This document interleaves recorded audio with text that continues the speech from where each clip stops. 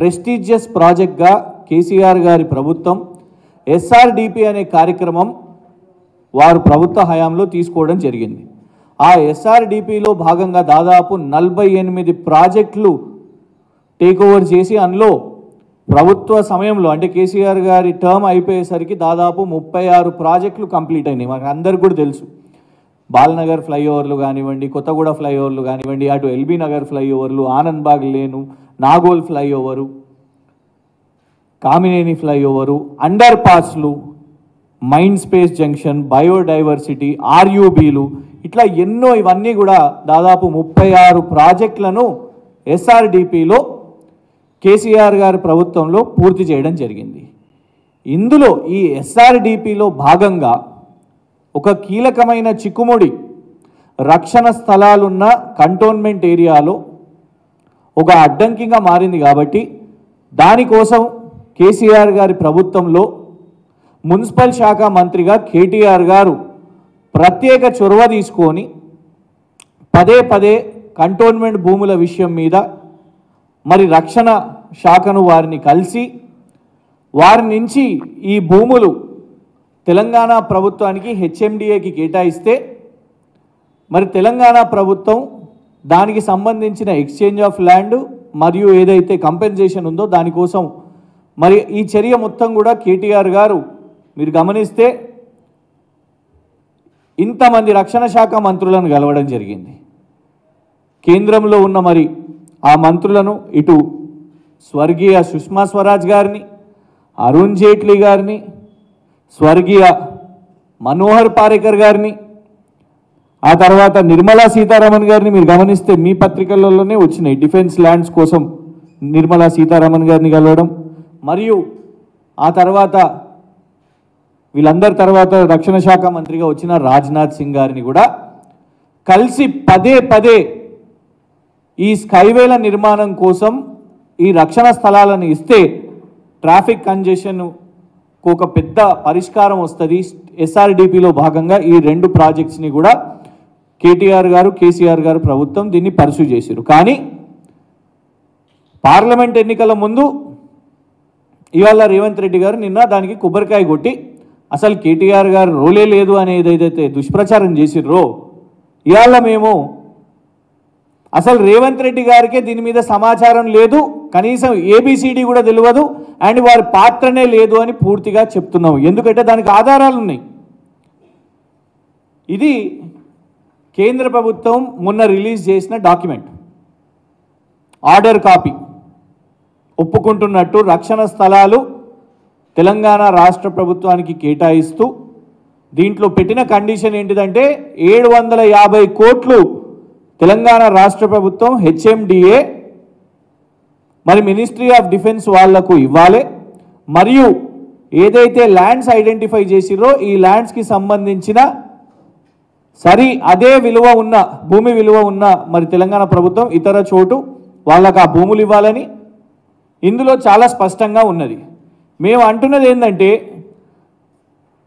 ఇంత ఎక్సర్సైజ్ దీని వెనుక జరిగింది. ఇన్ని ల్యాండ్స్ని దీన్ని ఐడెంటిఫై చేసిర్రు.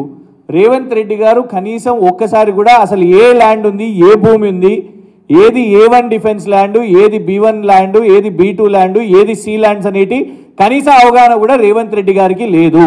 దీని విషయం మీద కేటీఆర్ గారు పూర్తిగా కూడా వారి విభాగం, వారి మున్సిపల్ శాఖ విభాగం, అప్పుడు హెచ్ఎండిఏ వాళ్ళు మొత్తం దీని మీద ఎక్సర్సైజ్ చేసి కేంద్ర ప్రభుత్వానికి రాసి ఇన్ఫ్యాక్ట్ తెలంగాణ ప్రభుత్వం ఇక్కడి నుంచి మనము బృందాన్ని కూడా పంపించినాం.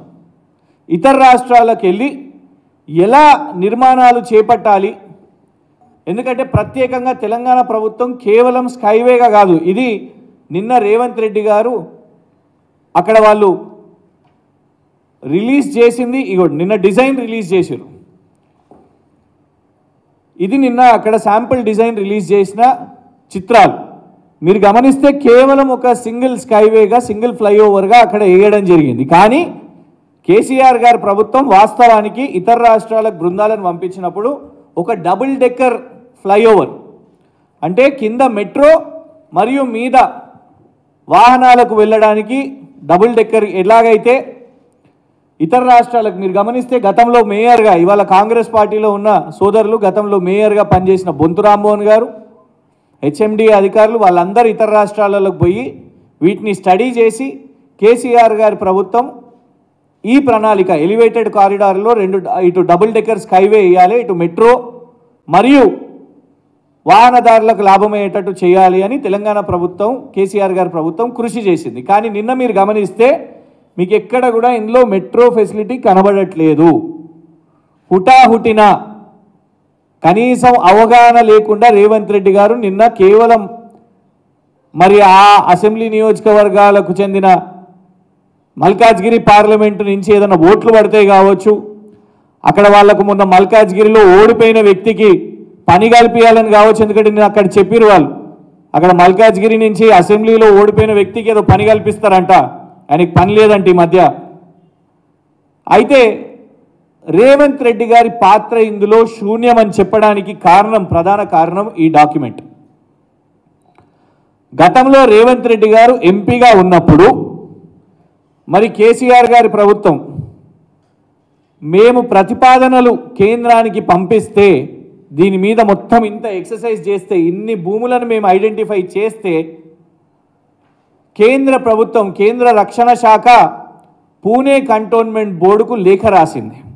Pune cantonment board Secunderabad cantonment బోర్డుకు కేసీఆర్ గారి ప్రతిపాదనలను పంపి మీరు తీర్మానం చేసి పంపాలని ఒక ప్రత్యేక కంటోన్మెంట్ బోర్డు సమావేశాన్ని ఏర్పాటు చేశారు కేవలం ఈ రక్షణ స్థలాల విషయం మీద. అయితే దానికి స్పెషల్ ఇన్వైటీ అయిన రేవంత్ రెడ్డి గారు ఈ సమావేశానికి హాజరు కాలేదు. ఇందులో మీరు గమనిస్తే మీకు ఈ డాక్యుమెంట్స్ కూడా ఇస్తాము. Special invitee Shri A Revanth Reddy honourable member of parliament has not attended the meeting. రక్షణ స్థలాల విషయం మీద 11 ఆగస్టు 2023న ఎందుకంటే కేంద్ర ప్రభుత్వం అప్పటికే సూత్రప్రాయంగా వాళ్ళు ఒప్పుకోవడం జరిగింది. కేసీఆర్ గారి ప్రభుత్వం పెట్టిన ప్రతిపాదనలు వాళ్లకు భూ బదలాయింపు కోసం కంటోన్మెంట్లో అక్కడున్న కంటోన్మెంట్ ప్రజలకు అక్కడి నుంచి వెళ్ళే ఆ హైవే మార్గాన వెళ్ళే అందరి కోసం సులువుగా అవ్వడానికి అక్కడ కట్టే స్కైవేలు కోసం భూ బదలాయించాలని మరి ఏదైతే తీర్మానం తీసుకోవడానికి పెట్టిన ప్రత్యేక సమావేశంలో మల్కాజ్గిరి ఎంపీ అయిన రేవంత్ రెడ్డి గారు అసలు హాజరే కాలేదు. ఆయన ఇవాళ క్రెడిట్ దొబ్బేయాలని ప్రయత్నం చేస్తున్నాడు. శ్రమనేమో కేటీఆర్ గారిది, ప్రచారమేమో రేవంత్ రెడ్డిది. ఏడికి పోయినావు రేవంత్ రెడ్డి? నువ్వు కీలకమైన సమావేశం కంటోన్మెంట్ రక్షణ భూముల కోసం పెట్టిన సమావేశంలో నువ్వు అసలు ఎందుకు హాజరు కాలేదు? ఈ తీర్మానంలో ఇది మినిట్స్ ఆఫ్ ద మీటింగ్. మీరు పూణే కంటోన్మెంట్ బోర్డు వెబ్సైట్కి వెళ్ళినా సికింద్రాబాద్ కంటోన్మెంట్ బోర్డు వెబ్సైట్కి వెళ్ళినా మీకు పబ్లిక్ డొమైన్లో దొరికే ఈ మినిట్స్ ఆఫ్ ద మీటింగ్లో ఇంత చారిత్రాత్మక ఎస్ఆర్డిపిలో భాగంగా చేపట్టే 2 స్కైవేస్ కోసం ప్రభుత్వం చేస్తున్న కృషిలో రేవంత్ రెడ్డి పాత్ర శూన్యం. ఎందుకంటే తను సమావేశంలోనే ఏర్పాటు కాలేదు. ఇదే మినిట్స్ ఆఫ్ ద మీటింగ్లో చాలా స్పష్టంగా చెప్పడం జరిగింది. 4th ఆగస్టు 2023 ఇదే దాంట్లో పూర్తిగా లేఖపెట్టారు. మొత్తం మీకు ఇందులో రెఫరెన్స్ ఈ డాక్యుమెంట్లో కనబడుతుంది. ఇది పబ్లిక్ డొమైన్లో ఉన్నది. 4 ఆగస్టు 2023న పూణే కంటోన్మెంట్ బోర్డు వాళ్ళు అక్కడికి వెళ్ళి వాళ్ళ డిఫెన్స్ ఎస్టేట్స్ వాళ్ళు సికింద్రాబాద్ కంటోన్మెంట్ బోర్డుకు రాసి కేసీఆర్ గారి ప్రభుత్వం ఈ పలానా భూములు ఉన్నాయి ఇవి అడుగుతున్నారు అని ఇందులో చాలా స్పష్టంగా ఏ భూములు అనేది కూడా ఇందులో ఎంత ఏరియా అని కూడా ఇందులో మెన్షన్